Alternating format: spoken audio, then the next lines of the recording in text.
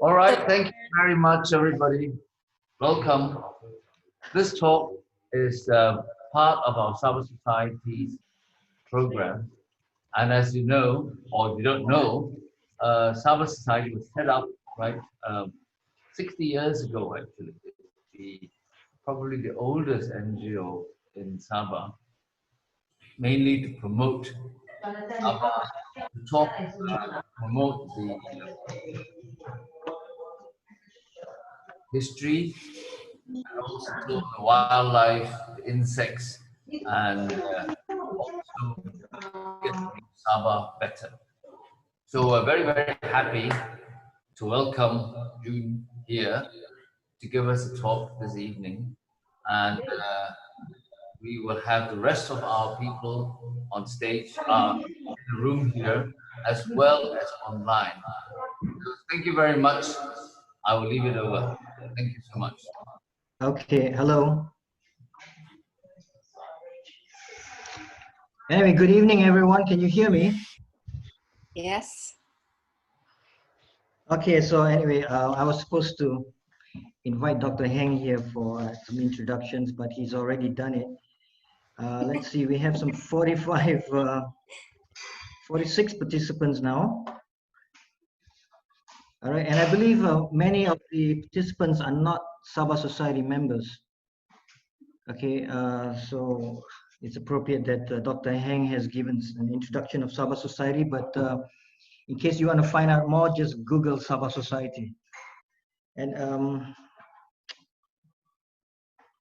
anyway, very briefly, in a nutshell, the main objective of the society is actually to create a greater awareness of Sabah's culture, natural history, and environment. And we do this by organizing talks and field trips. And we have a slogan that's just simply to know Sabah. And if I'm not mistaken, this evening's talk is the first time we're having the talk online. Before we begin, I would also like to introduce our chair lady for the Sandakan branch. Sabah Society has a main branch in Kota Kinabalu, but it also has a branch in Sandakan, and she's Ian Koo. Is she around? Ian? Yes, I'm around here. Hello. Oh, there you are. Yes, that's Ian Koo, our chair lady for the Sandakan branch. Okay.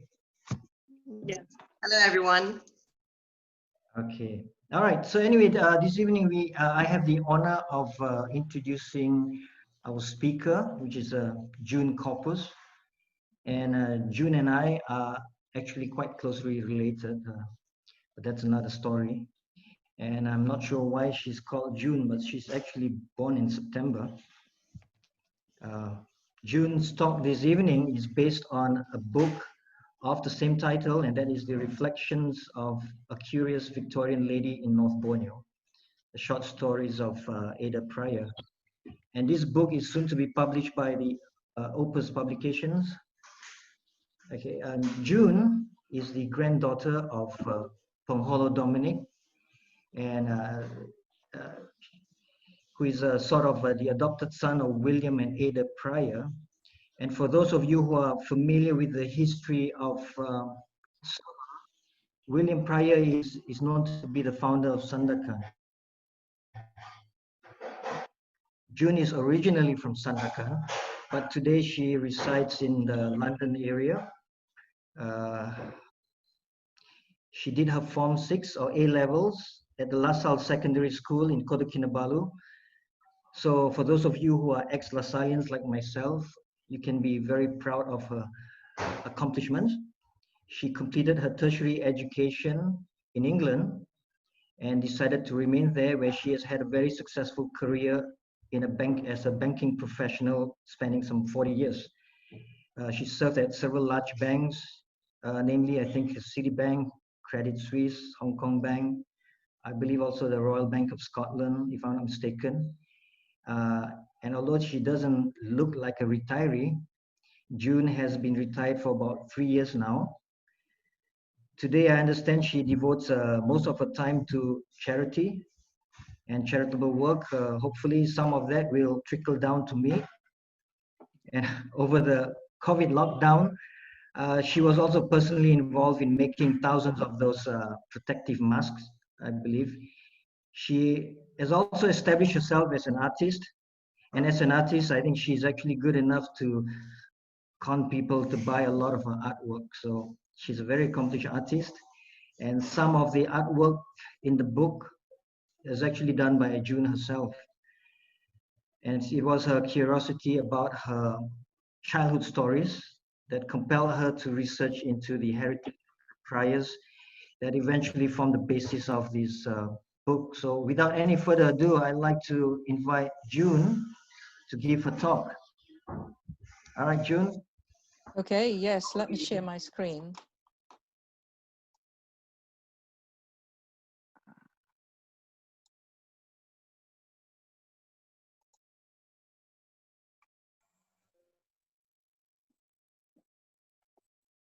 Okay, I hope you can hear me, but if you can't, if you could put your hand up or send a note. Right, this particular talk here started off with just 2 time zones, but because of the audience, it's now stretched to 3 time zones. And I gather it's now over 4 time zones. And first of all, I'd like to thank the Sabah Society and Forever Sabah for actually hosting this talk. As Robert has said, that my name is June Adeline Corpuz. I was born in Sandakan.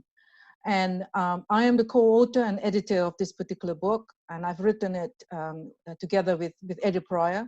It's a collection of short stories by Mrs Pryer, and also a biography by myself.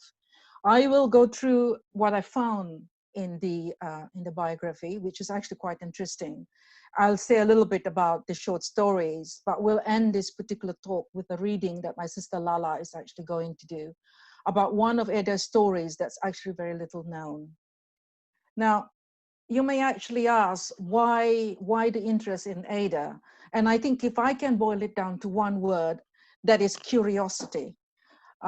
This was this lady who I had heard in my childhood all the time, and who had written 2 books. But what I noticed in her books was that there was no interest in her as a person, or her as a member of society, but people were more interested in her husband and in the historical context, and also whether colonialism is successful or not successful.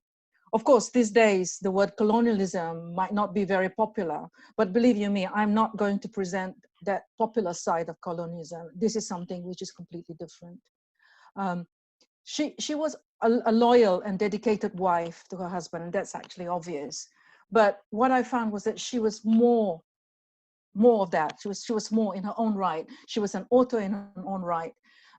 She had a role in Sandakan's social history. I would actually see her and her husband equivalent to Posh and Becks, if you like, in the modern day setting, and the British North Borneo Herald as the Hello magazine, or as some tabloid newspaper. You will see what I mean in a minute. But what was interesting, she wasn't just a demure wife. She was also feisty and strong and willing to fight what was right and wrong. And those of you who know Sabah will actually know William Clark Cowie, who was a hard-nosed, arrogant, whatever. He was the chairman of the British North Borneo Chartered Company, who was ruling Sabah then. She had Cowie on her side, and Cowie was actually fighting her turf. So that actually took some doing. But I think most of all, she romanticized about her life in Sandakan.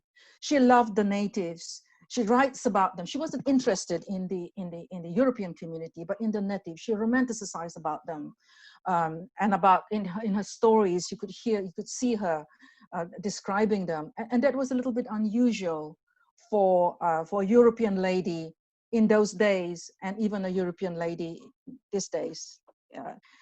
They don't actually see Sandakan and Sabah in that light. But it's actually quite interesting. But for us, it is interesting for me to find someone who sees it in a different light from me, and who doesn't see it with all the negative bits that we actually see. So it was a refreshing look. But I think the reason why I was interested in her was that she was a mother to 2 local boys. They referred them to as proteges. That means they lived and were brought up under the patronage of the Pryors. And that was my grandfather. His full name was Pongholo Stanislaus Dominic, and another Chinese boy who was called Bani Suayin. And she loved my grandfather and Ayin. And you could see that from her diaries and the way she supported them. The way she put them to bed, the way she looked after them when they were ill, the way she taught them how to read and write, which actually had a very fundamental impact on their lives and on their lives of their ancestors. And we know that my grandfather absolutely adored her, and that is coming from my aunties. They used the word sayang, which is a local term translated to love. They sayang him, but I guess sayang actually means a lot more. And those in Sabah will actually understand the term. She treated him as one of her sons. And you will see that as we actually go on. He had such a big influence on her that he named 2 of his children after her. My auntie, his 3rd daughter, was named Adelaide Rose. And his 5th daughter was called Beatrice. Beatrice after the estate they owned, Ursula Blanche, which is Ada's 2nd name. And I did not realize this until I started to analyze why I was interested in her, and that she's my namesake. If you notice that my middle name is Adeline or Adeline, and it came from my Auntie Ada, which in turn came from her. And believe you me, oh my God, I hated that name. Detested it, fuddy-duddy, old-fashioned. Why on earth couldn't I be called something royal like Elizabeth or Catherine or even Meghan? But no, Adeline it was. But I could see now the significance of the name. And I wasn't actually named casually. I was named for a particular reason. If you look at the illustrations that I have here, what you will see is that you'll see here a drawing that was actually made by Helen Hutton. She's the sister of Frank Hutton, who was an explorer, as you know, in Sabah, who shot himself accidentally. This is the street, main street in Sandakan, which is called the Pryor or Principal Street. And these are actually the shop houses. And the date of this particular picture is actually around about early 1880s, late 1880s, 1880, 81, 82. And you could see here, there is this guy here, which is a law and order official with a truncheon in his hand. Now, unfortunately, I've looked, but we do not have a picture of Ada. And I'm just hoping that somewhere along the line, someone will give me a picture of her. But what we do have is it's a signature here, which is quite clearly Ada Blanche Pryer. It's from the 1911 census records in England. And another thing we do have here, which I think is rather sweet, is a butterfly called Urema Ada, named after Ada by her husband, William Pryer, and another entomologist called W.H. Distant. Yeah. Now I thought that one of the things that was interesting to local research is what material that I actually used in order to compile this book. First of all, there were the manuscripts of her writings, which I patiently transcribed, right, trying to read her handwriting. The sketches and letters, all relating to the Pryors, and photographs from the National Archives in Kew. In fact, they had volumes of information on the Pryors, including the local publication, which is the British North Borneo Herald, and that I actually read over 30 years of newspapers, trying to find out what Ada and William were like, but also trying to find out the social history of Sandakan. So that was actually extremely interesting. In addition, I got loads of archive material from the Royal Botanic Gardens, the Science Museum, the Natural History Museum, the London Metropole Archives, which for the members of the Tone family, that was where a lot of the Tone information came from, and also the Tone family papers, which was kindly forwarded to me by Alex Tone. The University of Edinburgh Archives, the SOAS University of London Archives, and the Sabah Archives. So quite a wide range of sources here. And I also used two photographs from the Johnson Safari Museum, and I need to actually give them the credit for that. Her book, A Decade in Borneo, and her diaries actually filled in the gaps, essentially, where the herald was missing. And I used quite a lot of extracts from there. And I must say, one of the things that was very useful was the public records in the UK, genealogy sites like ancestry.com and findmypast.com. From the public records, I got things like baptismal certificates, birth certificate, marriage certificates, death certificates, including grants of probate and Ada and William's wills. So I'll go through that in a minute. Ada also published a lot of her articles in the Field magazine, which is known. I won't opine on this particular title, but I let you decide what you think of it. It's called the Country Gentleman's Newspaper, and I had that from the early 1890s. That was the courtesy of the British Library, and in their colonization section. But I thought about this and spoke to whom I see my mentor of this book, Ken Wilson, who actually said, should I actually confine my facts to just the archival information and all the factual information? And I think I came to the conclusion that no, I wouldn't, because that would actually be rather boring. But what I would do is that I would weave in the stories that I've heard from my mother and from my aunties. But I would say that those were indeed what I heard. But what I found interestingly, that those stories did not contradict with the archival information that I actually found. So I just included them, and you can spot in the biography where I've made an assumption or where I've actually disclosed one of the stories of my family. Now, when I started on this, I did not realize what a journey it was going to be. It was very much a personal journey for me, but also a journey for those members of the Dominic clan. We went through investigating from the time when Ada was born to the time that she actually died. We learned about her family. Edward Locke, her father, was an inventor. Her mother, Mary Stroop, and her two sisters. Her father was an inventor, so they lived in Christchurch, in Newport in South Wales, where her father was an engineer at a factory. Her father invented this particular gadget here, I should say.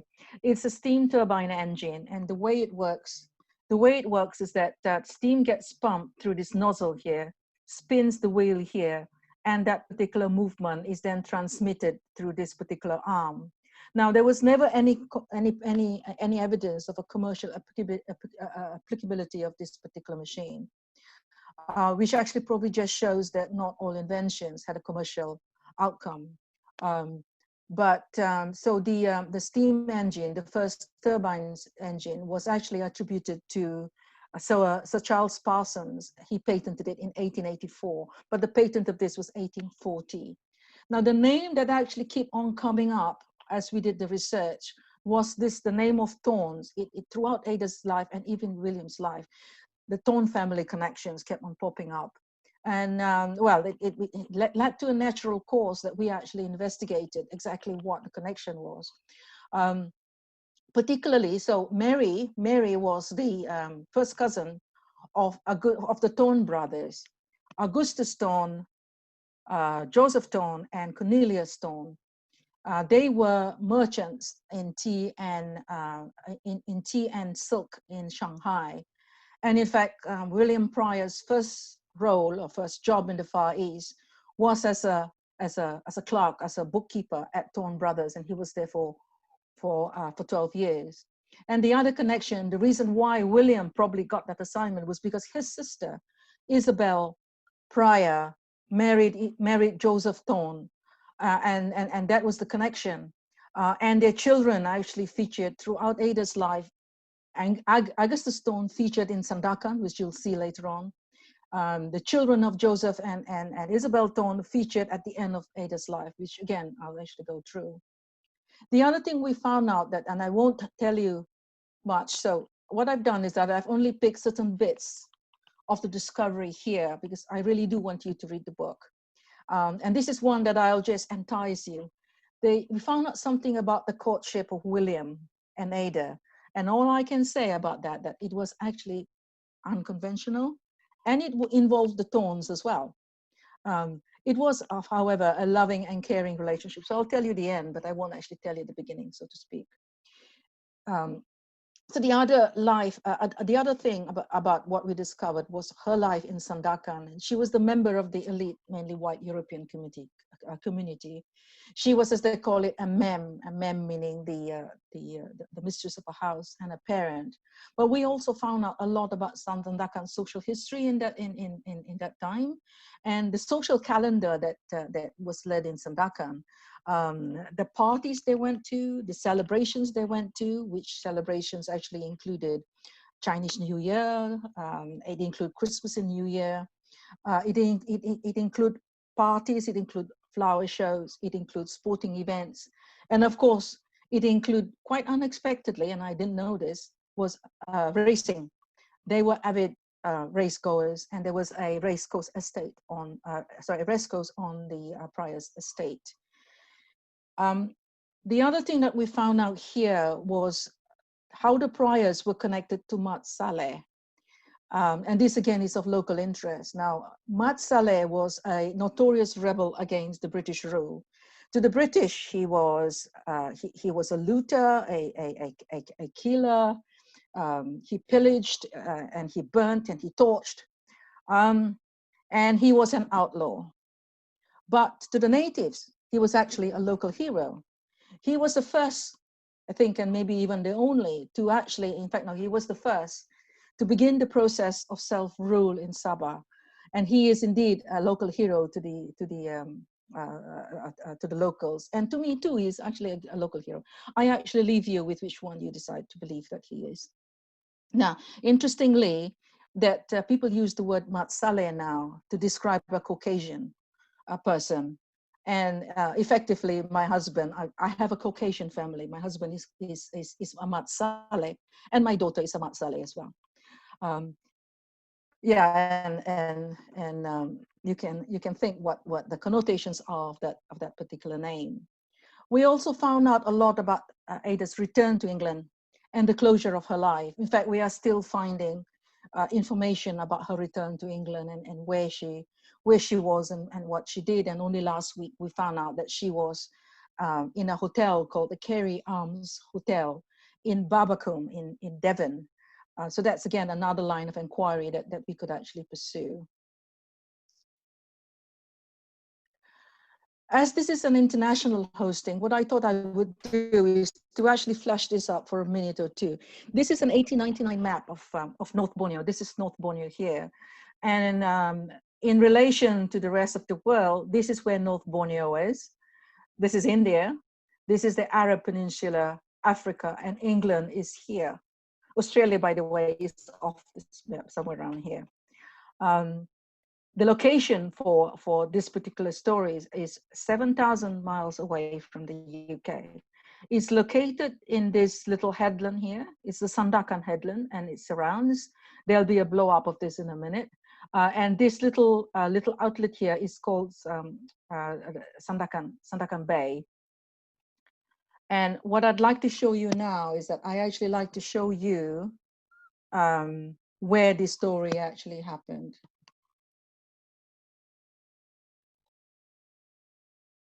So this here is a 1904 map of Sandakan. You could see that it just has the same outline here, and this is the entrance into Sandakan Bay.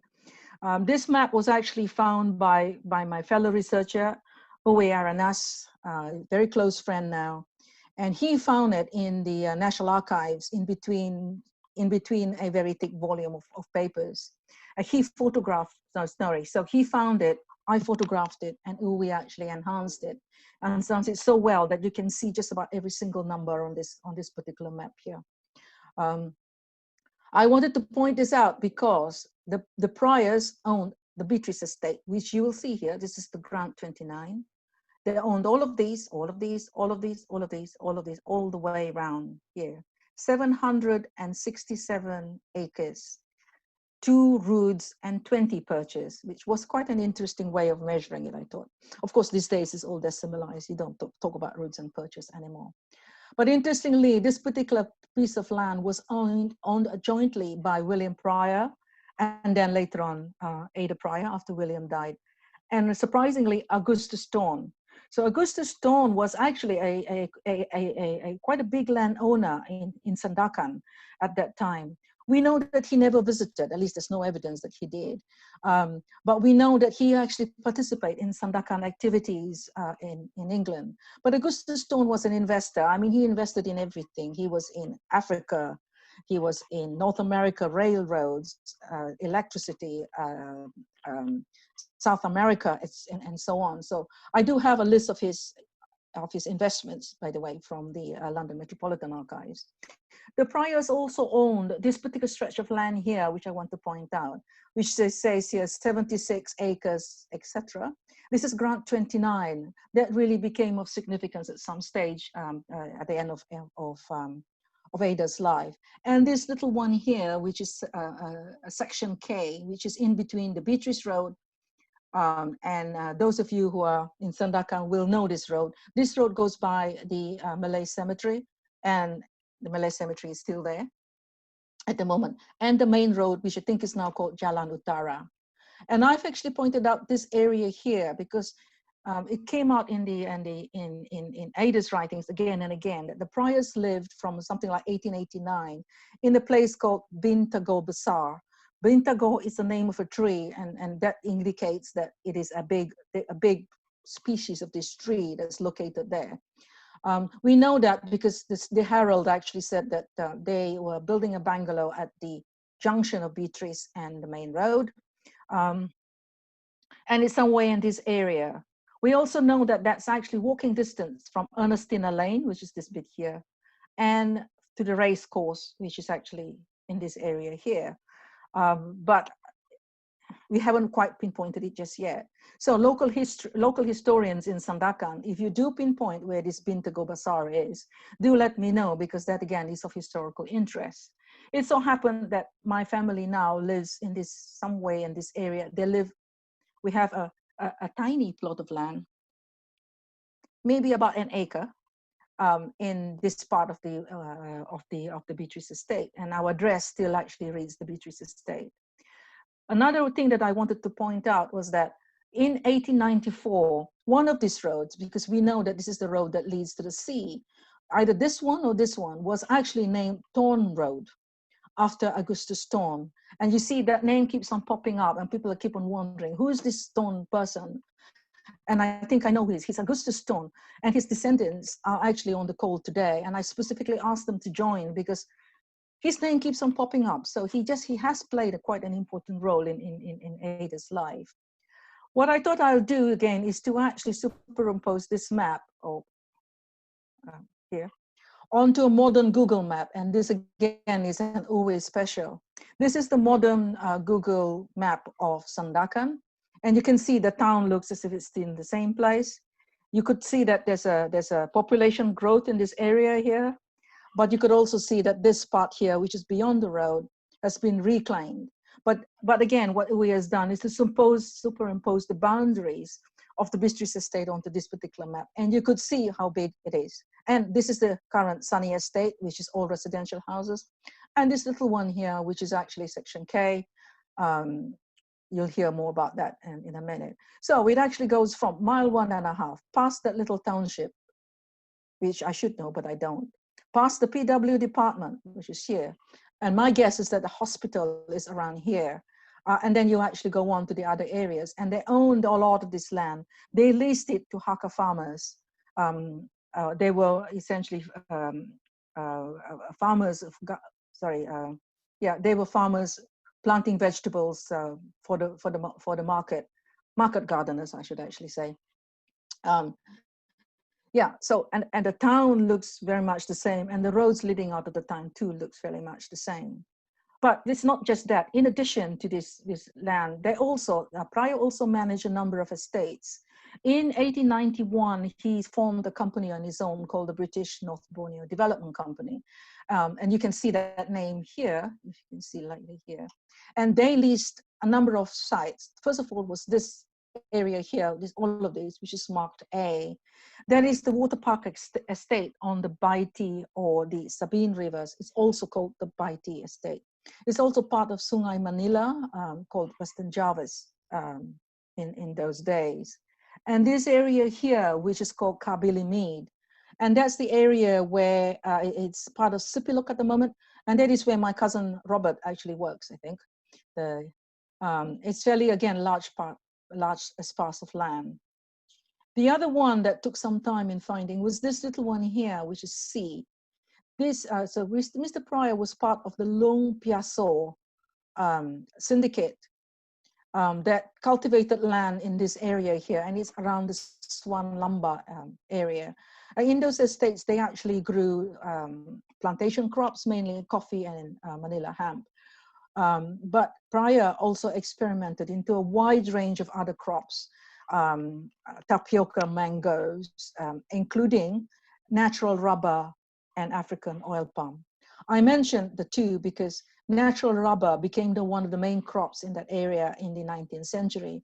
And as you probably know, that oil palm is the major crop in that part of the world in the 20th century. They also owned here this particular island, parts of this island called Pulau Bai. They grew coconuts there. And the other interesting thing was that opposite the island of Pulau Bai is an area called Upak, which is this, somewhere around here. And Augustus Stone owned some land in the Upak. I haven't been able to trace why or how or what happened to it. But again, he owned this remote land in this remote part of the world. Don't know why. Interesting to find out.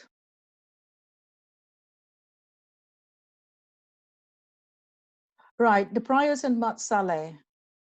I told you who Mat Saleh was, and the Pryors, you know. We know that William Pryor was a very close confidant of many native chiefs.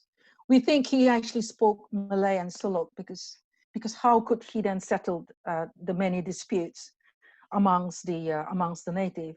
In fact, that the adoption of my grandfather was said to be was the result of one of those settlements with the Sulu Datuk. And Mat Saleh, as I've already mentioned, he was a native chief from the Sugut River. Throughout the late 1890s, there were 3 occasions when the Pryors, Mr. Pryor could have intervened in the Mat Saleh affair. And you can only imagine that if he was allowed to do so, what the outcome might have actually be. So the first of these occasions was Mat Saleh visited Sandakan in 1895. The town was thrown into panic. There was a huge uproar. Everyone was hoarding food. In this case, they were hoarding rice and oil and fish, etc. The same kind of attitude people had during this pandemic, although they were not hoarding toilet rolls, of course. But same herd instinct there. He asked to discuss affairs with William Pryor, and Ada used the word bicara, and I think if you are in Sabah, you would know what bicara means. It translates to a discussion. So the Pryors actually knew Mat Saleh enough for Mat Saleh to ask for a discussion directly with William Pryor.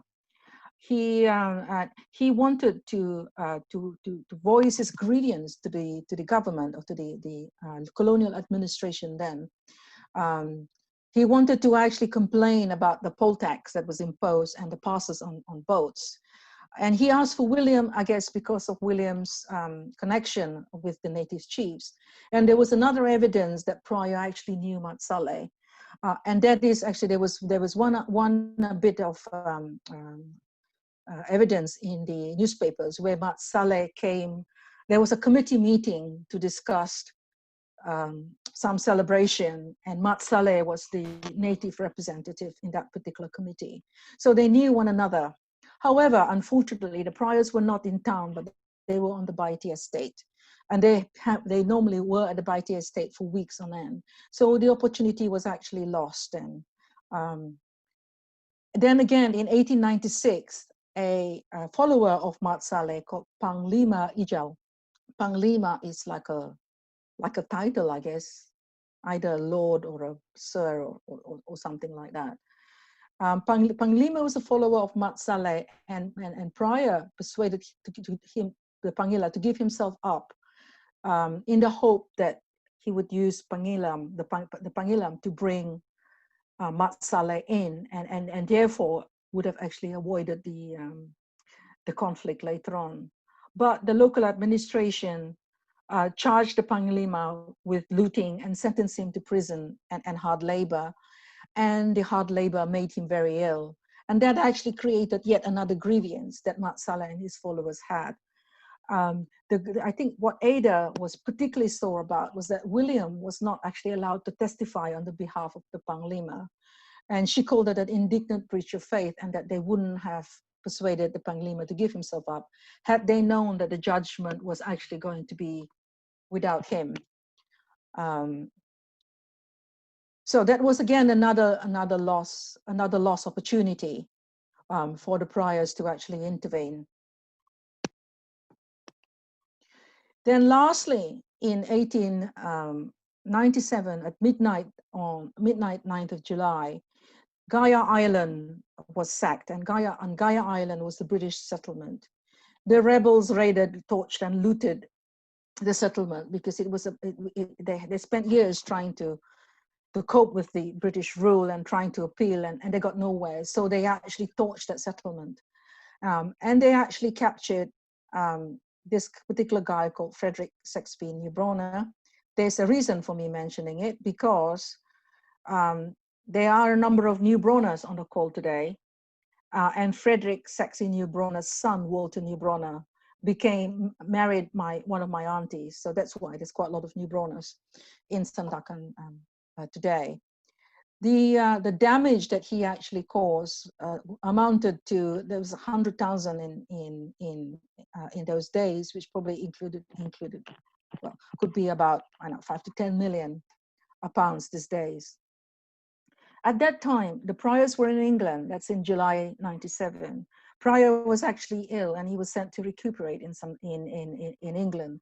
And there were many letters that we see from number 10 Harrington Road, which is actually just behind the Natural History Museum, that William wrote to the officials of the British North Borneo Company, offering to mediate, saying things like, "I have settled a particular affair, I can do it again," were his comments. And the reply also came back, and we have the reply in the archives. It said that the Court of Directors had considered his request and had considered it not feasible. You must remember at that time, Pryor had actually left the British North Borneo Company, and he was setting up on his own. So he had lost that influence. But also, he actually was a bit of a rebel. He disagreed with the strategy of the North Borneo Company in terms of actually the strategy of developing, or rather not developing, plantation agriculture, and therefore, in a way, there was no reason for them to really take on what he said. So again, that was another chance that was left. And this is a picture here that I got from the internet. There are very few pictures relating to Mat Saleh. This guy here is supposed to be Mat Saleh. He certainly looks different from some of the drawings that we see of him. And if you notice, there's a white gentleman here. Initially, I thought this might be William Pryer, but no, because William Pryer was probably not around then. It probably related to some other English official. So the conclusion from these slides is that had Pryor been allowed to intervene in one or all of these incidences here, the outcome of the Mat Saleh affair could actually be different. For those of you who don't know, that in 1900, Mat Saleh was actually killed in a battle with the government, and his rebellion was actually crushed. The outcome could have been that Mat Saleh could have become, they could have shared power with Mat Saleh, and he could have become a resident of some district, because indeed he was actually a leader. So the Sabahans had to wait another 60 years for self-rule, which finally happened in 1963. But he was credited of being the first to actually campaign for it. I thought this was quite interesting for Sabah and for Sandakan's history.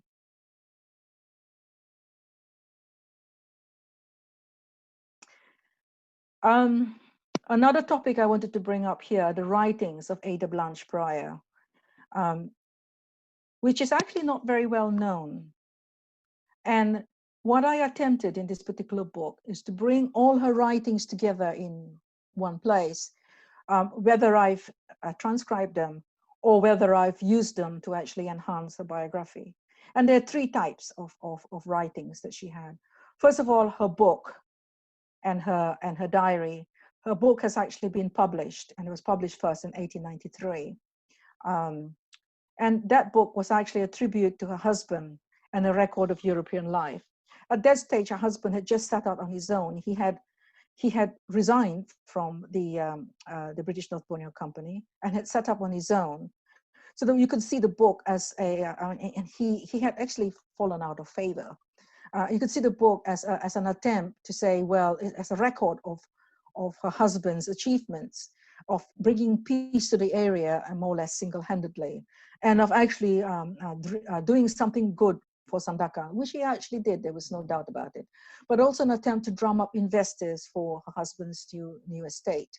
And in that book, she wasn't interested in the Europeans, she was more interested in the natives, because there was nothing there about any European life, but there was a lot about the natives and about who came to visit and her household and what gossip she actually heard, and all of those juicy beats there, which forms a very, very colorful social history of Sandakan.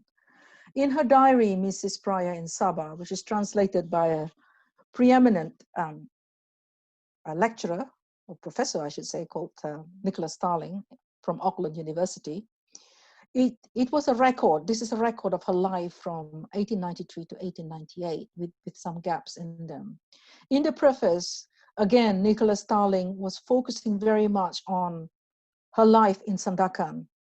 And that actually left the gap of, well, hang on a minute, I know what she did in Sandakan, but what did she do before she came to Sandakan? What did she did after her life in Sandakan? Because she was in England for about another 15, 16 years before she died. And that was what I tried to do in the biography, which I've said some, but there's plenty more within the book. She also wrote this was quite an unexpected find. She also wrote a number of short stories. There are 4 of them. And she talks very romantically, talks about the beautiful raven-haired young ladies, their macho bows, and it was set in the setting of Sandakan Bay. And she also has got through quite a lot of local events. My sister Lala is actually going to read one of these stories. And she has an absolutely delightful and enchanting way of presenting her work. She calls these macho bows brawny black bajaus, which is again quite interesting.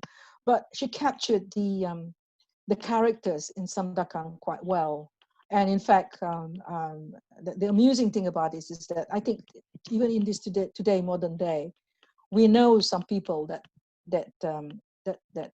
has the same characteristics as this strong macho bows that we actually have here. 3 of the stories have not been published. I think only 1 have been published in the Christmas edition of the British North Borneo Herald, although I actually can't find it. But anyway, I take the archival word for that. And lastly, the other type was her articles of Borneo life. There are 6 of them. And what this is actually very interesting is because it showed, she writes about their estate life in the Baiti and the Kabili estates. She wrote about what she did when she was there, and it was quite gossipy about who came to visit her and what gossip that they actually tell her and what she did, and that actually showed that she was very much in touch with the natives. For example, she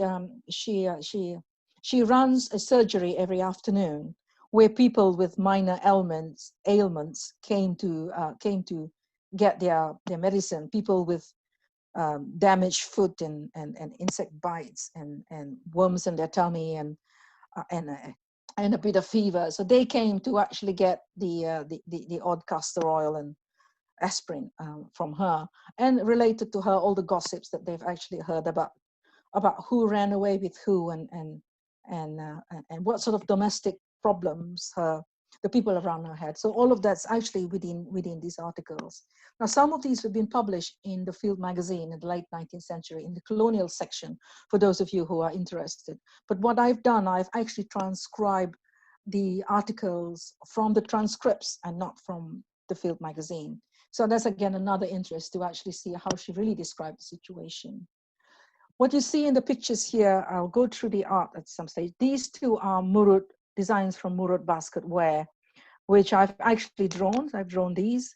But what I've done is that I've actually changed the color, so you won't actually see the basket designs in this color. These are my favorite colors. These are the Prussian blue, if you like, and magenta.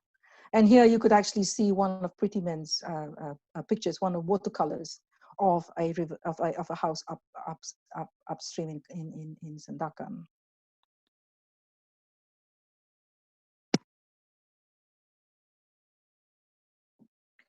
And lastly, I actually wanted to go through the closure and her legacy. We found her will through her solicitors, Stevenson Harwood, in particular someone called Horace Gildon Harwood. Stevenson Harwood, believe you me, are still in existence today. And actually, I called them up. Felt a little bit silly to say, do you have an archival records from 1916? I'm searching one of my ancestors, etc. Now, they were extremely helpful. They didn't send me away and said, no, it's all destroyed or whatever. They actually said to me, you may want to call our sister company, Charles Russell. I think for those solicitors, they actually know these names. But then she actually said, well, I think you can actually find it in the grant of probate. And of course, you know, I don't quite know what the grant of probate is. But I went to the archives and they're quite helpful. They said, oh, here's a website. You can call it up. You can actually type in the names. And if you find it, you have to pay £10.99 for the will. So I did. 3 days later, the will came. And the will actually was quite a revelation. It revealed a lot of the contacts within Ada's family. And again, the Thorne family featured quite prominently in this. The Beatrice estate, or her half of the Beatrice estate, she left to her nieces and nephews, Isabel Thorne Verrill, Mary or May Thorne, and Mary Thorne was her physician at the end of her life. And Carlton Thorne is her nephew and the executors of her will. They were children of Isabel and Joseph Thorne. And in addition, she left pieces of jewelry and gifts of money to the other children of Isabel and Joseph Thorne. And she also left to her godchildren and to a lady called Mrs. MacDonald, who resided in Port Said. I can only guess that William Pryer died in Port Said. So this Mrs. MacDonald must have helped her in Port Said. The other thing she did was to leave. She left the Beatrice estate to those three people. But then again, I don't think they were in touch with North Borneo. So the Beatrice estate was actually sold back to the government in 1917 for not very much money, equivalent to £300, I think, something like 1.5, 2 million Malaysian ringgit. These days, you can't even buy a one-bedroom flat in London for that amount of money. So all of the 767 acres was actually sold to the government. But during that time, parts of it had been requisitioned by the government to create things like a telegraph station, to create a recreation facility. So at the end of the day, it wasn't 767 acres. It was probably more like 755 acres. But what was interestingly, that she left her children in Borneo some money, her life policy, and other funds that something like 50 pounds each, some studs of a bangle, but also mainly she actually left Grant 29, which you see previously on the map, That was the 76 acres. And he left that to jointly to my grandfather, Stanislaus, Pongolo Stanislaus Dominic, and his brother, Suayin. We also know that that particular estate was where Pongolo lived during the Japanese occupation. It was also where he was taken from that estate and brought to his execution in June 1945. But that, in fact, is another story which I won't go into in detail. Then she created a trust for her sisters, Clarissa and Jessie, and their descendants, where she left all her remaining possessions. So that was going to go to Jessie, whom we found out from the death certificate was her carer at the end of her life, and their descendants forever. And one of the descendants here that we're trying to actually trace, for those of you who know about it, is someone called Valentine John Allard, the son of her sister Clarissa Allard. He was the one who actually submitted a lot of the archives to the National Archives Museum. And if anyone who knows anything about Valentine John Allard or his descendants should really contact me, because we'd like to trace that part of the family. Now, what I hadn't actually mentioned here was what Ada died of. So she died on the 12th of February, and she died from something called cholecystitis. That's on the death certificate. But between you and me, it is the inflammation of the gallbladder. But more than that, it became complicated. It got complicated by dehydration and inflammation of the salivary glands. I think, Sasha, you'll know this, which finally led to heart failure. And that was the thing that actually finally killed her. In attendance was her physician, Mary Thorne, who was a member of the Fellowship of Society of Surgeons, so she was a physician. Her sister, Jessie Crickman, was also present. And we also found out that her sister actually lived nearby and therefore was actually able to care for her. So we decided to find Ada's grave because we knew that her parents were buried in a certain place. And I'm actually going to go back because I actually omitted in covering this here. This is the physical discovery that we actually made. And this is the Locke family sarcophagus. And these three people here are my partners in crime. There's Linda, that's Kathy, and that's Judy. And what they're doing here is that they're looking at the inscription and trying to read the inscription. So we also know that Edward Locke was actually buried first because he died first. 30 years later, when Mary Locke died, she was buried on the top of him. And Ada, in her will, asked to be buried with her parents. So she was actually laid on the top. The inscription, so there's Mary Locke's inscription on one side. And this is Mary Locke's inscription. There's Edward Locke's inscription on the other side. And on the top here is Ada's inscription. In the book, there is actually a very clear picture that you can read the inscription.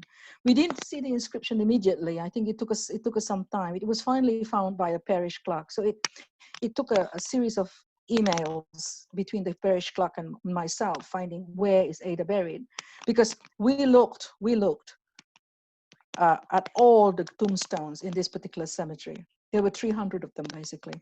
We looked and we didn't actually find her. We looked in the cemetery that was 2 miles down the road, which had about 10,000 graves. So we looked at the records there. We didn't find her. But finally, the clerk actually said that she was buried here and her inscription is on here. So we did miss it. And I think we did miss it because it was actually a dull day. So the research actually included trampling around tombstones and graveyards. And we just had a glorious time doing that.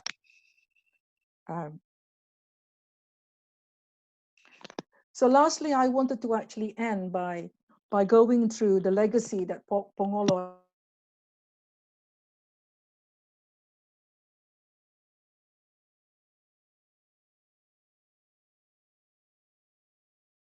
intellectual impact on him.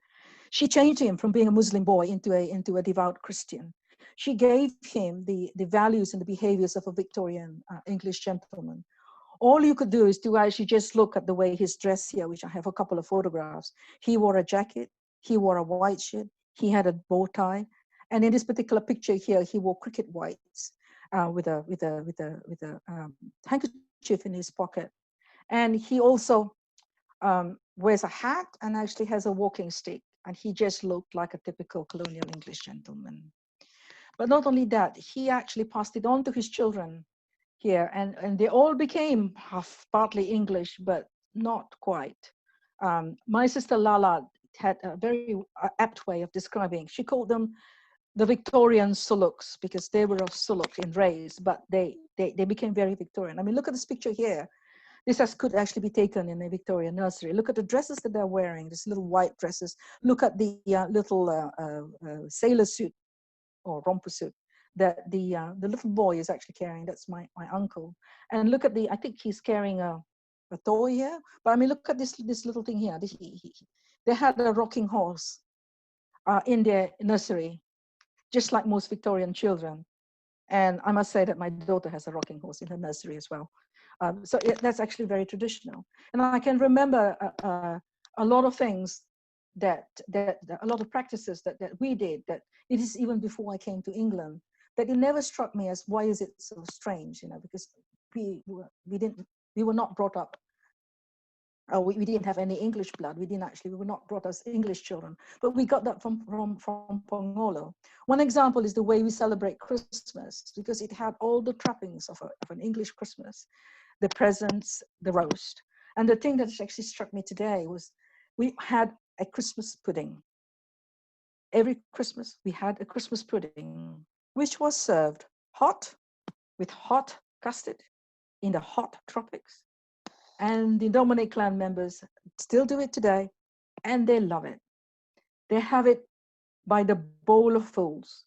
Unfortunately, my English family can't bear the stuff now, so I don't serve it in my household, but it is still carry on within the Dominic clan. I actually think that the Dominic clan, the way it is and the way it crosses between the different East and West cultures, originated with Ada and William. But finally, what I'd like to do is to end with the short reading, which is the last sentence in my biography. I am not just her namesake.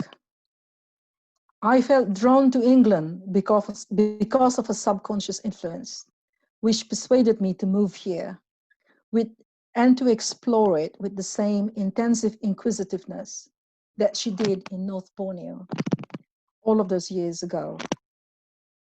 I must say, I cannot remember the time when I was not coming to England. I was always coming to England. And initially I was pushed to obtain the best education that England has to offer to the best of my abilities as well. And that's actually what I did. And I end with my last sentence actually saying, it was also this influence that inspired me to embark upon this biographical study, which I hope will be a fitting tribute to this remarkable and curious Victorian lady. So that ends my part of the talks. I will now pass it back to, hello? I will now pass it back to the moderator.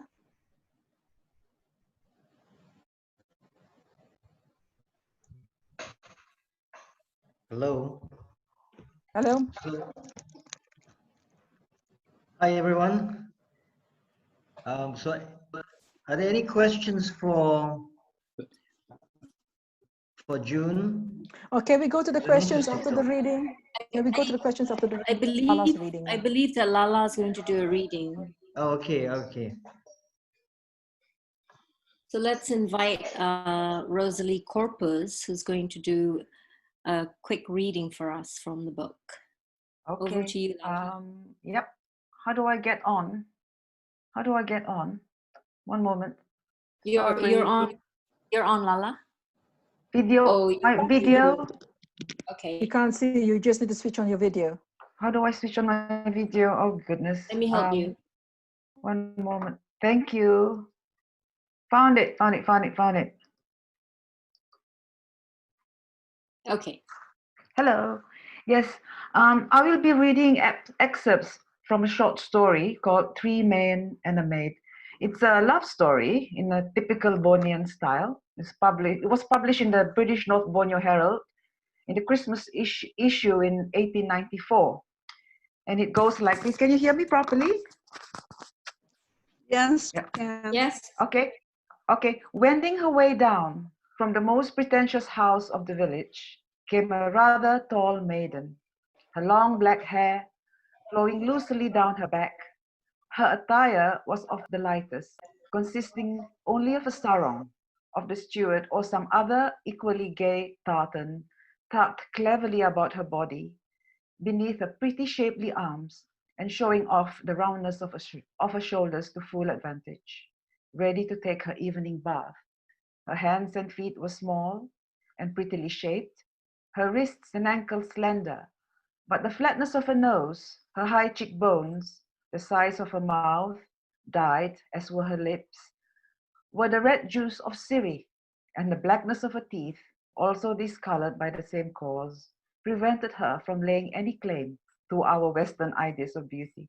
Yet, her skin was fine and smooth in texture, and she was by no means dark in hue, never having been called upon to undertake any field labor. Indeed, she was little, if any, browner in complexion than many a Spanish beauty, while on her cheeks there was an even rosy flush. Of ornaments she had none, save a wild shell bracelet, such as Fatima, the only child of Laksamana Gumba, the headman of Bekalunbulun at the time of my story. Our friend Osman, sitting at the stern of his gobang, which is a little boat, lazily puffing at a cigarette, noticed the graceful, unconscious movements of Fatima's form as she delicately picked her way down the muddy, slippery bank of the river, and so onto the notched tree trunk that did duty for a ladder, arrived at the river's edge, and as though half shrinking from the coldness of the water, she dipped her shapely foot that had never been tortured or deformed by the wearing of tight shoes into the fast-flowing stream, splashing it gently before taking the plunge. Now, suddenly, and without warning, there was a wild swirl of water, followed by piercing shrieks, and quick as thought, Osman became aware that Fatima was struggling for dear life with a crocodile which had her by the foot.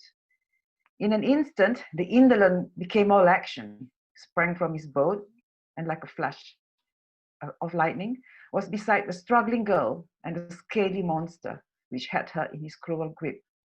He was unarmed, and the contest between the man and the ugly armor-cased brute seemed altogether an unequal one, but with the ready presence of mind that distinguishes the Sulu with physical contests, an appreciation of the best course of action instantly occurred to him, and with the quickness of thought, he endeavored to gouge out the reptile's eyes. Anyway, the brute tore and dragged at Fatima's foot. She meanwhile, holding on with a strength born of despair and horror, to the roots of long grass, one piercing scream succeeding another, in quick, ceaseless succession, rapidly drawing all those persons within earshot to her assistance. But before the first comer had time to arrive on the scene of action, the beast, with one eye extinguished, loosened hold of his prey, and in his anguish made off. Luckily, the creature was not a very large one, but indeed was the reason that its presence had not been sooner observed, for large crocodiles do not often ascend the river so far. Still, it was some 9 feet in length, quite capable of devouring Fatima, had it not been for the prompt and ready wits of Osman. The girl, exhausted by her terrible struggle, was carried to her father's house, where her wounded limb was carefully examined. The treatment adopted, I must allow, could hardly lay claim to be called scientific, as it mainly consisted of an application of tobacco to the wounds, which, wonderful to relate, did not prevent the wounds from doing well, and the possibilities of nicotine poisoning never troubling the unlettered understandings of the simple people. Now, Laksamana, her father, Gumba, could scarcely be classed among the ranks of affectionate parents. Still, he exhibited more concern and anxiety of his daughter's accident than would appear consistent with his character. Laksamana Gumba was a man of considerable local importance, being head chief of the prosperous and large kampong, the Kalun Wilun, and Fatima was his only child. According to the custom of the Tunbunwas, she had not been left without suitors, for the women of this tribe were few in proportion to the male population. Indeed, to which her father had a certain amount of power and influence. And it was well known besides that although old Laksamana, in his crafty way, always declared he was very poor, he was in reality possessed of much wealth, which, in the natural course of things, be inherited by his daughter. The old Gumba, with his usual cunning, selected from among the young men who presented themselves as suitors for the hand of the then young girl, 2 men reported to be more wealthy than the rest, sending the others promptly about their business. As for his daughter's feelings, they did not enter into his calculations in the smallest degree. Okay. The favored ones were Husami, the clever bird's nest collector, and Torrid, the Indian robber and camphor hunter, both of which made the avaricious old gentleman gifts of no inconsiderable value from time to time, playing off as he did very cleverly and diplomatically each lover against the other.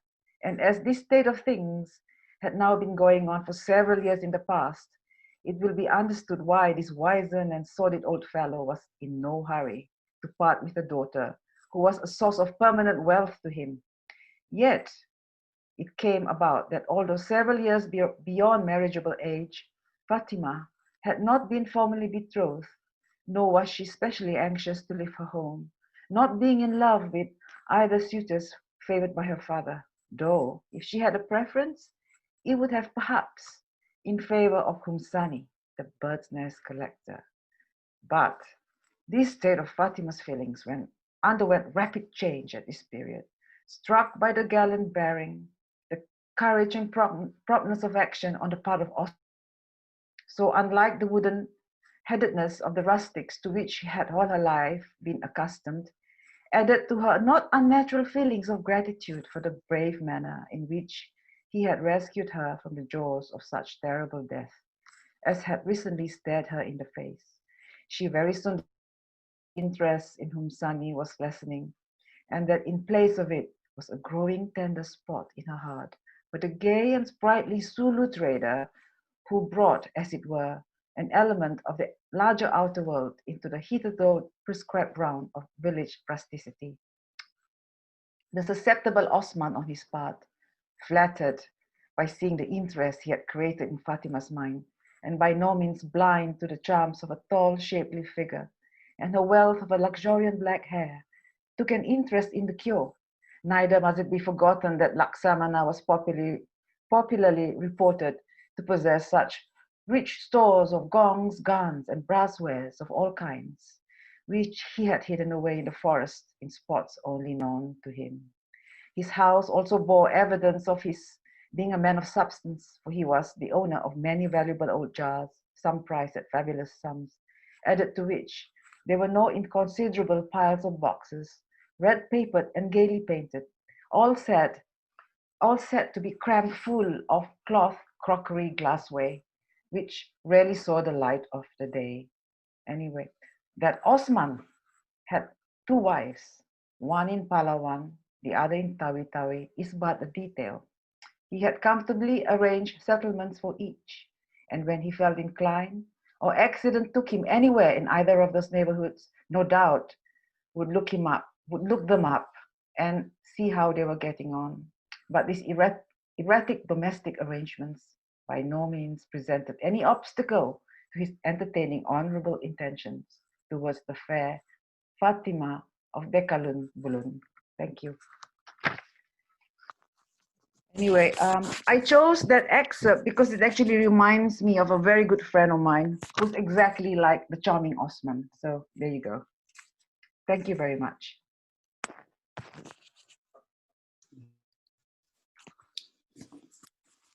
Okay, I think we're open to questions. If you pull up the participant list and see where your name is, you can raise your hand. So I'll be looking out for your raised hands, and then you can unmute yourself, or I'll unmute you, and then you ask your question. I believe Uwe has a question. Yes, I have. Recently, I think last week, I saw in the Daily Express an announcement of this presentation, and there was a small picture shown suggesting that this woman is Ada Pryor. Now, in contrary, I heard from June that there is no photo of her available, and my question is this photo in the Daily Express just fake, or is it true?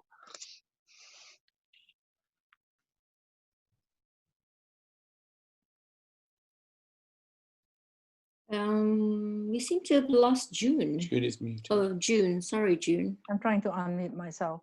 Okay, I've unmuted.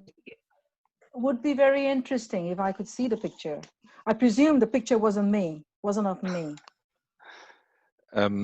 It was a post-colored photo, quite greenish. I haven't it now at hand, but certainly I can send it you later. It My was in picture the on. It can't No, be no, me. no, no. It was not you. It was not you. I know you. So this looked quite different. It was in the online version of the Daily Express. They have a history section, and there I found it. Well done, Uwe. Would be very interesting to find out. Okay, so for now you cannot say if this is a No, fake I don't. or. I don't actually have a picture of her at all. I don't know any of the tone members of this group. I mean, if you have a picture, please put your hand up. We would love to actually have a picture of Ada, or you can contact me later. Okay, we have a question from someone who says Oppo A9 2020. I don't know what your name is, but please ask your question.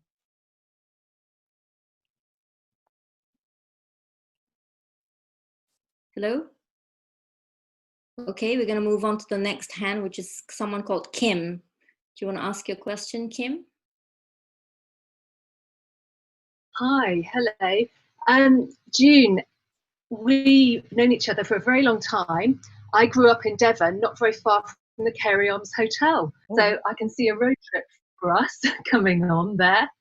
But what I wanted to ask, in the background from your amazing presentation, you've got various pictures on the wall. Now, one of them I know because I've got a copy of it, but can you tell us how you decided which bits you would illustrate, and are some of the ones behind you those images in the book? Good question, Kim. What I'm going to do now, I'm going to share my screen again, but you could see behind me, this is the cover of the book, and the etchings. I've done 9 etchings for the book. I just received the printer's copy of the book, in fact, an hour ago, which I have it here in front of me, and I received it from the illustrious Dr. Chan. It came from Taiwan. The etchings actually took up a year of my life. And believe you me, after number 5, I thought, whose damn idea was this? This is just so hard. Anyway, I can actually show you the, sorry, I'm going to share.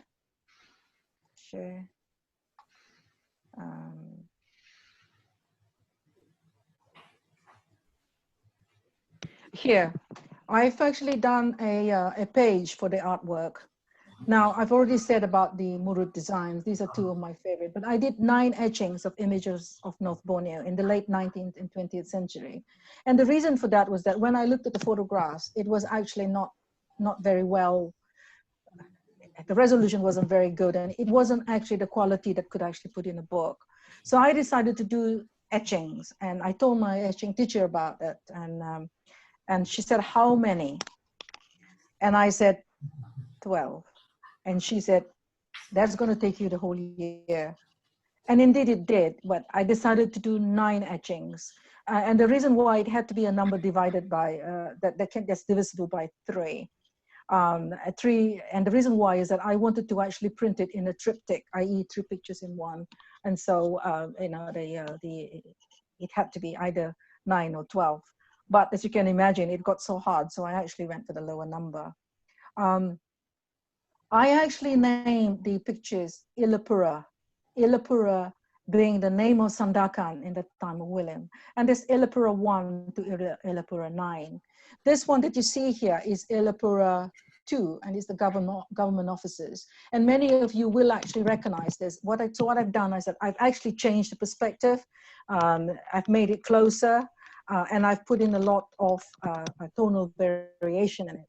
And you may ask, hang on, why on earth did I have to do an etching? It's such a hard process. Why don't I just do a black and white pen diagram or a pencil diagram? And the reason why I did that was because it's only in etching that you can get the very subtle tonal variations that you see here. In this particular picture, there's at least 7 tonal variations and white. That actually makes the picture stand out.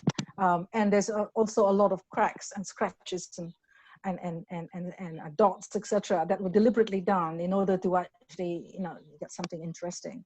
And I had a problem with this picture because for some reason I got quite mixed up. And when you do an etching, you actually have to make a zinc plate, and you need to put the reverse of the image onto the plate so that when it prints up the right side. And I got a bit mixed up about which is the left and which is the right. And my first etching was actually that this little here was on the other side, and the equity was nice, so everyone was looking and admiring it, and I then suddenly said, there's something wrong. And I said, what's wrong? And I said, it's not reversed. And they said, oh, no, don't worry, and no one will notice. After all, the building doesn't exist anymore.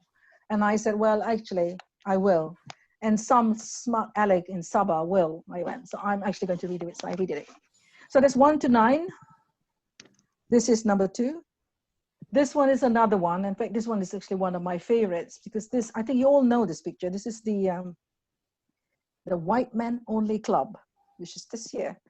It's the Sandakan Club. And then you could see a couple of hotels here. And this one, again, the tonal variation, this one actually had 7 tonal variations, and a tonal variation in the sky as well. And you could see here, this is a Hakka woman with that kind of a hat down there.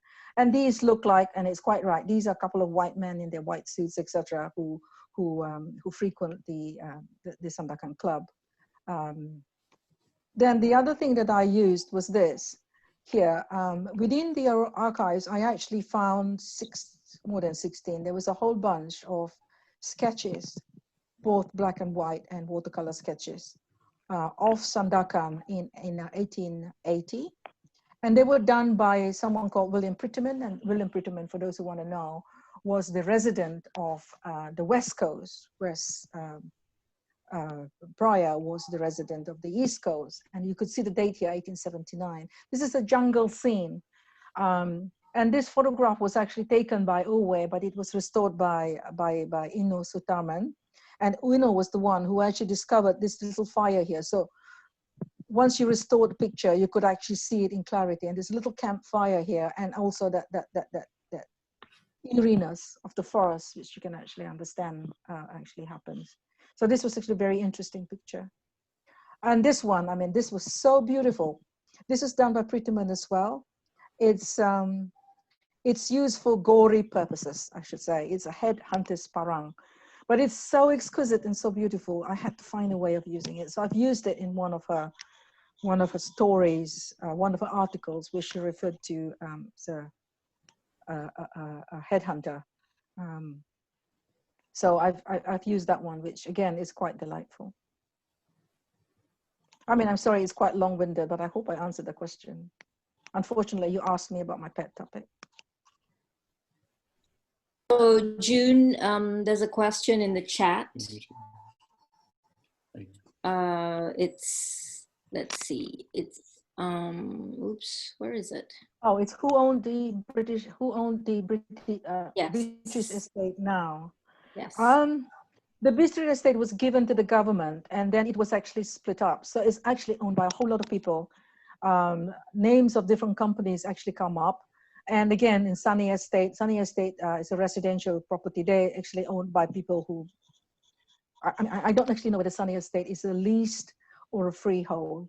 But if it's a freehold, it's still owned by the government. And if it's, if it's a leasehold, it's still owned by the government. And if it's a freehold, it's actually owned by, I don't know, the 200 people, households who actually live there. It's no longer owned by our family or by the Toms, I'm afraid. But you can see it's quite interesting. That's why I flushed it up. It's a huge space of land. I would only think private companies and developers actually own that, because there are quite a lot of housing developments in that area at the moment.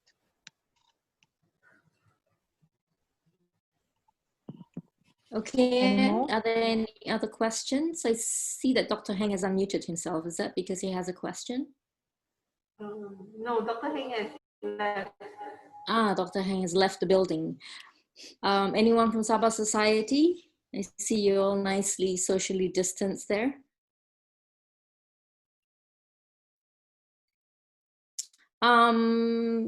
Zach, please ask your question. Hi, can you hear me? Yes. Very well. Okay, sorry. Hi, June. I was just wondering if there was any particular anecdotes or sequence from the book that stood out to you, or any highlights that you just care to share or focus on that really resonated with you personally, or that you care to give us a teaser of or highlight. In addition to what Lala has done. Yeah, I suppose just any other little. Yeah, there is something here which for those of you in Sandakan, this is how Ada describes Sandakan. At the peep of dawn, life begins to stir, for we are all early risers, and there's no lying in bed after the sun is up.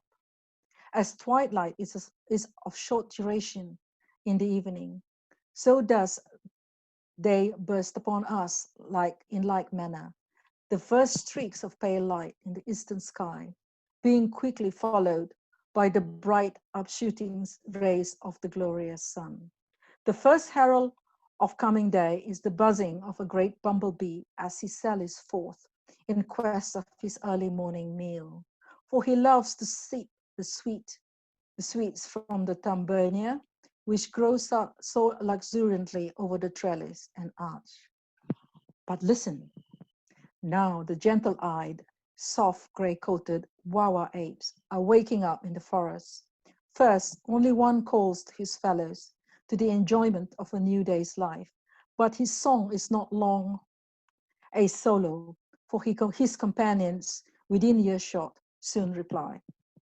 So this is the kind of writing that she does. It's just so enchanting and so delightful. And the way she actually describes, another one I wanted to bring up was the way she describes her servants or the members of her household. She views them with amusement, and her cook, she says that is a very smiley chap. He produces the most amazing meals in whatever situation, even if it's on the top of a riverbank. But he has this particular habit that every now and again he comes up and says that he's ill. So he starts and says, "Can I have some castor oil? Can I have some quinine?" And then on the third day, he will say, "I am too ill," he said, "I'm too ill." And at that time, they were living on their estates. "Can I go to Sandakan?" he said, and recuperate. And what Ada actually said, she always notices that it's normally a few days before the steamer arrives from Hong Kong. And when the steamer arrives, I guess he's got fellow Chinamen there, he's got whatever it is that he actually needs, which I'll go through in a minute. And that he is actually skiving off, basically, is taking time off in order to go to Sandakan and in order to actually get the goods that he wants. Another time she actually described, and this is my guess, by the way, she said that this guy was very loyal and very sweet, but he has every now and again, after his dinner parties, he throws a big tantrum and he throws things around the room, and he's actually in tears and he laments his family and wails and then a few days later he's fine again and he's all smiley and serving the meals. Now I actually put it in the book. My guess is the fact that the reason why he wants to meet the boat and that he throws into a tantrum is that he wants to get his supply of opium. And once he's actually got that, he's absolutely fine again, which I think accounts for the fact that he's quite erratic. So that again is actually really quite amusing. There's a lot of anecdotes in the book that's actually like this, which actually makes it very interesting. But I think she actually wrote for the Western audience. She didn't write for the Eastern audience because, admittedly, at that time, English is actually not known. Certainly, people can't read and write. So the one thing she said, which actually struck out in my head, is that she described a bird's nest cavern. And for those of you in Sabah, know about the Gomantan caves, where it's this vast cave, and birds make their nests there, and shit falls down, if you like, as the birds actually fly around. She describes the bird's nest cavern just like the dome of St. Paul's, and that I think is quite amusing because, first of all, you need to know St. Paul's to know what she's describing, but to describe that particular thing where it's how do you say, not quite, but I guess it's the vastness of the bird's cave that she's resembling to St. Paul's Cathedral. And she then writes about this big trees that you actually see in Sabah, and she equivalents that to the pillars that support the Cathedral of St. Paul's. Again, very interesting descriptions, not quite relating to the natives, if you like, but at this stage, very amusing to hear her describing that. Okay, June, we have 2 more minutes before 9, at least 9 here in Sabah, and there are 3 or 4 questions. Shall we address them? So the first one is from Balvinder Claire, asking if you could trace some of the jewelry Ada passed onto her family in Sandakan. Do you or Lala own any of these heirlooms? And then let's go down to the next one quickly. Will you be selling from London or only from Datuk Chan in KK vis-a-vis the books? Okay, in terms of the jewelry, I wish we could, but I think the war was quite destructive in Sandakan and we lost all her letters. We know that Pongolo wrote to her because we know it from the aunties, but I've also got other letters written in the government context where Ada was supporting William in something or another. I think we found one of those letters as well. So we couldn't actually find, but we do know one thing though, and that is that the Pryor, her wedding ring and the Pryor signet ring is actually buried with her. That was a request. And in terms of the book, I'll go through where you can actually find it. There are 2 sources of the book. The first one is that you can, Datu Chan, I hope he's on this call. Datu Chan, the Borneo bookshop will actually be supplying it. I would suggest that if you actually go to the Borneo bookshop that you mention my name because he may give you a discount then. That's one thing. I will also have a supply in England that's going to be transported to me because I owe it to certain people in England. Away for one. Away, I owe you one. And I will come to Cologne. How about that, to give it to you? Provided I don't have to self-quarantine for 14 days when I actually come back to the UK. So I'll have a supply in the UK and there'll be a supply in Sabah as well. It'll be available in the bookshops, but there's also a collection behind the till, so to speak, that that you should ask for. Okay, so the last from Lawrence Joff is, did any prior relations besides Pongolo's family stay on in Sabah after Ada's death? And then Ada Pryor writes wonderfully well. Did she write in England before? And did the Pryors ever write a report for the Royal Geographical Society? Sorry, what's the question? The other writings, perhaps they are more writing. They tend to write for the Field magazine colonial section, but that's a good point to see whether they did write for the Royal Geographic, which is a good point. What's the other one? Did any prior relations besides Pongholo's family stay on in Sabah after Ada's death? No, they didn't. No, they didn't. They all came back to the UK. Now, I think there's one from Alex Stone, which I actually like to answer. He actually said that Alex Stone is the 3GF, is how I remembered it, Alex. It's great-great-grandfather of Alex Stone.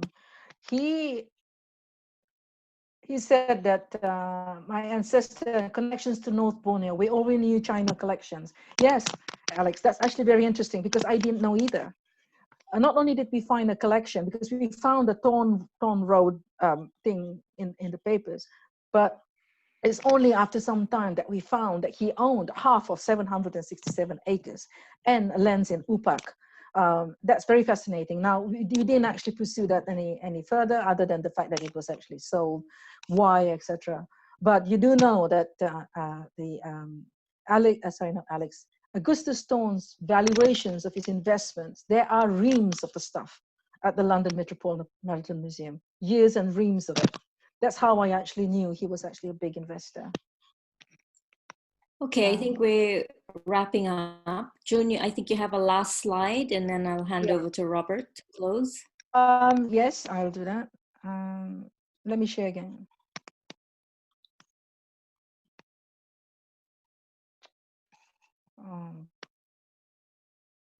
How do I do this? Share screen.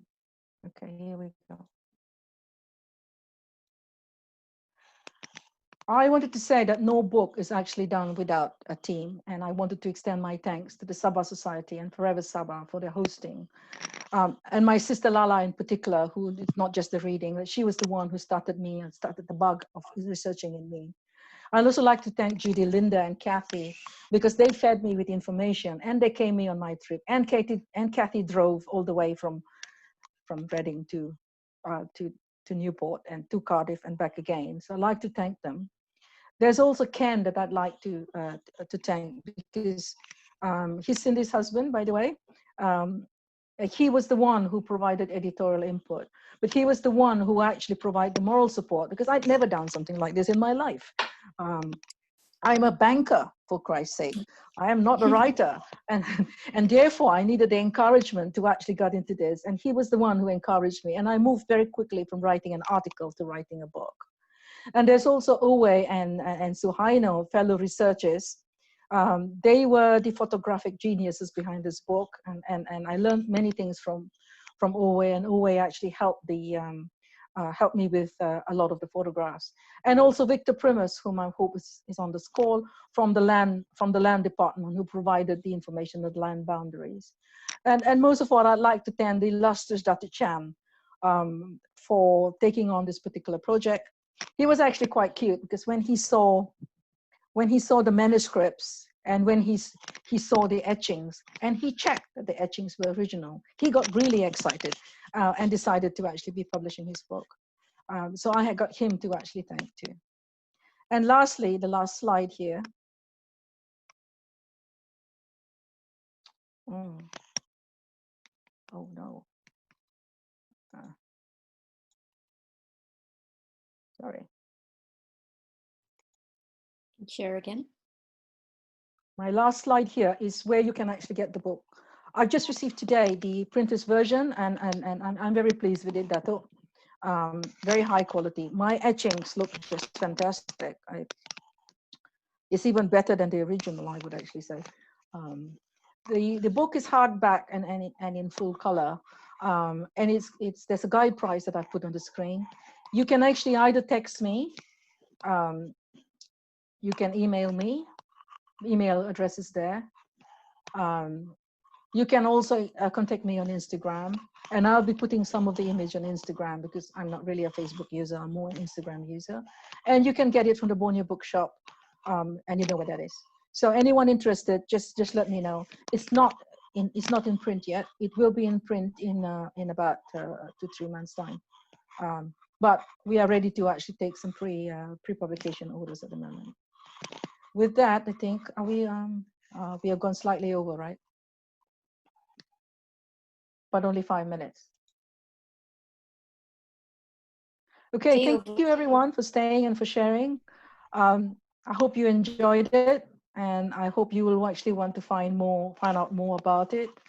Alex, I've got loads more information about your great-great-great-grandfather, willing to do something for your family too. And I'm very glad that you've actually joined, because you can see what role Augustus and Joseph and Isabel played within this family. Thank you, everyone. Thank you very much. Really good. Thank you, June. Thank you. Congratulations. Thank you, Wei. Thank you. Thank you. Thank you. Bye. Well done, June. Bye. Thank you, everyone. Well done, June. Thank you. Well done, Bye-bye. June. Great presentation. Thank you. Apology from Dr. Heng had to leave early because the area where he lives is going to be Tell him he missed the best part. Yeah. Bye, everyone. Ken. Thank you. Great presentation. Bye. Bye. Bye. Oh, I thought Robert was going to close this. Hmm?